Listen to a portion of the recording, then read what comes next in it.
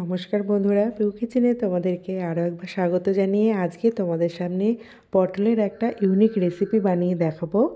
দুর্দান্ত এই রেসিপিটা পটলের সঙ্গে গোবিন্দভোগ চাল দিয়ে এত সুন্দর একটা রেসিপি হয়, নিরামিষের দিনে কিন্তু তোমরা বানিয়ে নিতে পারবে। তার জন্য তোমাদের পুরো ভিডিওটা দেখতে হবে। আর রেসিপিটা ভালো লেগে থাকলে অবশ্যই কিন্তু লাইক কমেন্ট বেশি বেশি করে শেয়ার করে দিও। এবং চ্যানেলে নতুন বন্ধু এসে থাকলে প্লিজ আমার চ্যানেলটিকে সাবস্ক্রাইব করে পাশে থাকা বেল আইকনটি প্রেস করে দিও। তো বন্ধুরা, রেসিপিটা পুরো দেখতে থাকো, স্কিপ করে যেও না। আজকে রেসিপিটা আমি শুরু করছি। আজকে তোমাদের সাথে শেয়ার করব পটলের সঙ্গে গোবিন্দভোগ চাল দিয়ে একটা দুর্দান্ত রেসিপি, যেটা নিরামিষের দিনেও তোমরা খেতে পারবে।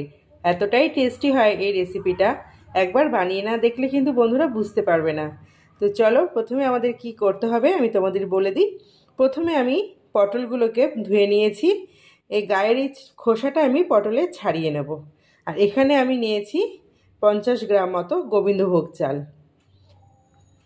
পটলের খোসাটা ছাড়িয়ে ডুমু ডুমু করে পটলটাকে কেটে নিতে হবে। দেখো বন্ধুরা, আমি পটলগুলো কেটে নিয়েছি ডুমু ডুমু করে। আর এখানে আমি দুটো মিডিয়াম সাইজের আলু কেটে নিয়েছি অর্ধেক আদা আর 4-5টা কাঁচা লঙ্কা। আর এখানে রয়েছে আমার 50 গ্রাম মতো গোবিন্দভোগ চাল। এই রেসিপিটা কিন্তু একদম পুরনো রেসিপি এবং দুর্দান্ত একটা রেসিপি, খেতে খুব ভালো লাগে নিরামিষের দিনে, আর খুব সহজে এটা তৈরি হয়ে যায়।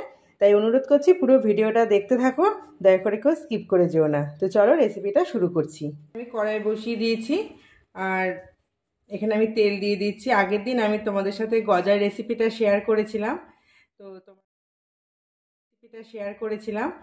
তো তোমরা কিন্তু অবশ্যই রেসিপিটা দেখো বন্ধুরা। ভীষণ মজার একটা রেসিপি এবং বাড়িতেই তোমরা গজাটা বানিয়ে নিতে পারবে, একদম পুরীর বিখ্যাত জিবে গজা। কড়াইটা গরম হয়ে গেছে আমার, তেলটা গরম হয়ে গেছে। এখন এর মধ্যে দিয়ে দিচ্ছি জিরে, তেজপাতা, দুটো শুকনো লঙ্কা। জিরেটা আমার ভাজা হয়ে এসেছে, বেশি ভাজবো না, তবে শুকনো লঙ্কাগুলো কালো হয়ে যাবে। এখন এর মধ্যে দিয়ে দেব আমি পটল আর আলুগুলো।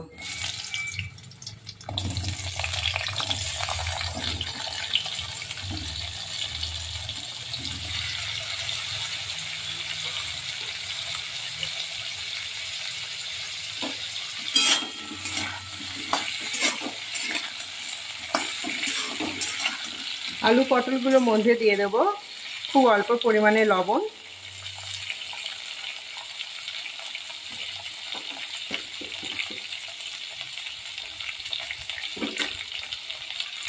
পটলটা খুব সুন্দর নরম হয়ে যাবে। অনেক সময় পটল দিয়ে রান্না করতে গেলে যে কোনো রেসিপি পটলটা ভালো মতো ভাজা না হলে কিন্তু জল জল একটা ভাব থেকেই যায়। তাই পটলটা একটু লবণ দিয়ে ভালো মতো আগে ভেজে নিলে ওই সমস্যাটা আর থাকবে না। আলু আর পটলটাকে আগে আমি একটু ভেজে নেব ঢাকা দিয়ে।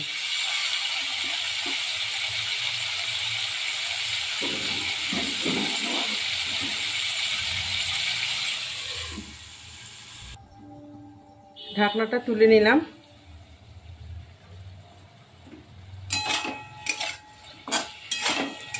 পটলটা কিন্তু অনেকটা নরম হয়ে গেছে।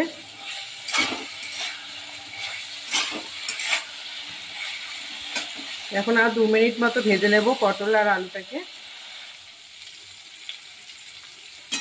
2 মিনিট হয়ে গেছে, পটল আলুটা ভাজা হয়ে গেছে। এর মধ্যে দিয়ে দেব এখন আদা বাটা আর কাঁচা লঙ্কা বাটা। আদা আর কাঁচা লঙ্কাটা আমি বেটে নিয়েছি, দিয়ে দিলাম।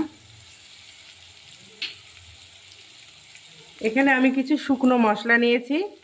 লবণ আমার এখানে আগেই দেওয়া ছিল, তাই স্বাদ মতো লবণটা দিয়েছি।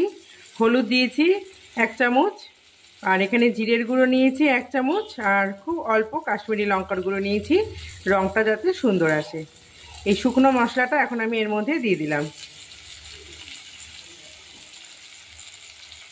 মশলাটা যেহেতু শুকনো, তাই আমি খুব অল্প মিক্সারে বাটিটা ধুয়ে জল দিয়ে দেবো, যাতে মশলাটা পুড়ে না যায়।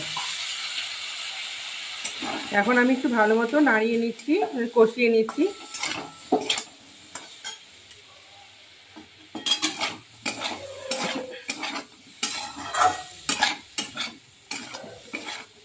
আজকের এই রেসিপিটা কিন্তু খুব ভালো লাগবে, নিরামিষের দিনে তোমরা একবার বানিয়ে দেখো,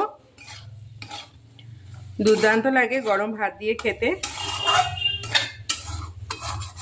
আর ঝালটা যদি তোমাদের কাছে বেশি লাগে তোমরা কিন্তু ঝালের পরিমাণটা এখানে কমিয়ে নিতে পারো। এর মধ্যে এখন দিয়ে দেব আমি গোবিন্দভোগ চাল।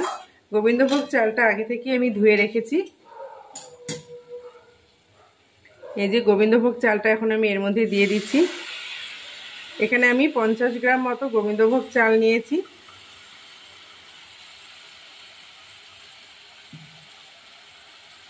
চালটা দেওয়ার পর আবারও ভালো মতো আমি একটু কষিয়ে নিচ্ছি চালটা দিয়ে।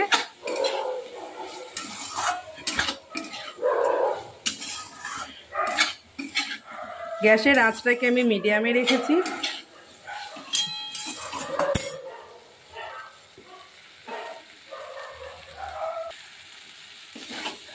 চালটা দিয়ে বেশ 2 থেকে 3 মিনিট ভালো মতো এইভাবে নাড়াচাড়া করে নিয়েছি। এখন আমি জল দিয়ে দেব।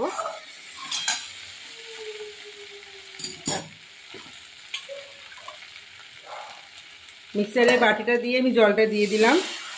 এর মধ্যে মশলা লেগেছিল আমার কিছুটা।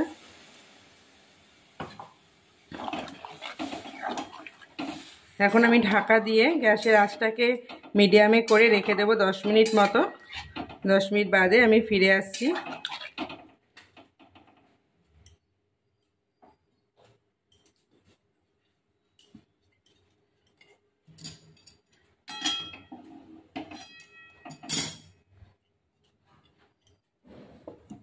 দশ মিনিট হয়ে গেছে, আমি ঢাকনিটি তুলে নিলাম।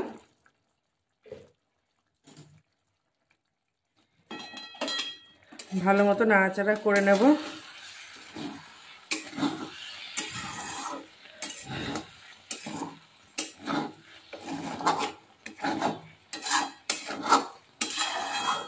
আমি যে জলটা দিয়েছিলাম একদম মাপেই জলটা দিয়েছি।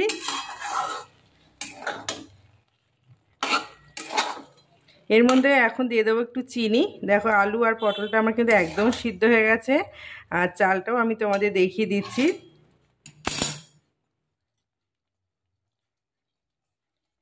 দেখো সিদ্ধ হয়ে গেছে। এর থেকে বেশি সিদ্ধ হলে একদম ঘেটে যাবে। এখন এর মধ্যে একটু চিনি দিয়ে দেবো।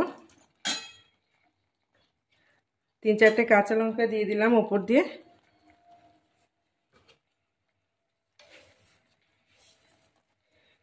এই রেসিপিটা একটু মিষ্টি মিষ্টি খেতে ভালো লাগে। তোমাদের যদি মিষ্টি খেতে অপছন্দ হয় তোমরা কিন্তু মিষ্টিটাকে স্কিপ করে যেতে পারো।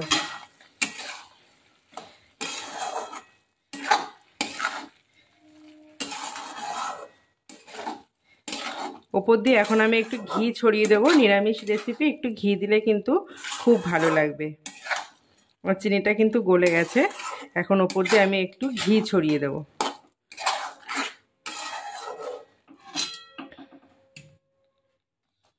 আজকের এই পটল গোবিন্দ রেসিপিটা তোমাদের যদি ভালো লেগে থাকে বন্ধুরা, অবশ্যই পুরো ভিডিওটা দেখার পর লাইক করে দিও এবং কমেন্ট বক্সে তোমাদের মতামত জানিও, আর বেশি বেশি করে শেয়ার করে দিও সকল বন্ধুবান্ধব আত্মীয় স্বজনদের কাছে। আর যদি কোনো নতুন বন্ধু এসে থাকো আমার চ্যানেলে, প্লিজ আমার চ্যানেলটিকে সাবস্ক্রাইব করে দেবার অনুরোধ রইল। আর পাশে থাকা বেল আইকনটিও প্রেস করে দেবে। যখনই আমি নতুন ভিডিও আপলোড করব তার নোটিফিকেশান যেন সবার প্রথম তোমাদের কাছে গিয়ে পৌঁছে যেতে পারে। আজকের এই নিরামিষ পটল গোবিন্দ রেসিপিটা একবার বাড়িতে বানিয়ে দেখো বন্ধুরা, সত্যি বলছি মুখে লেগে থাকবে। আর কতটা লোভনীয় হয়েছে দেখো, খেতে কিন্তু ভীষণ ভালো লাগে নিরামিষের দিনে। চলো এখন গরম গরম পরিবেশন করে নিই।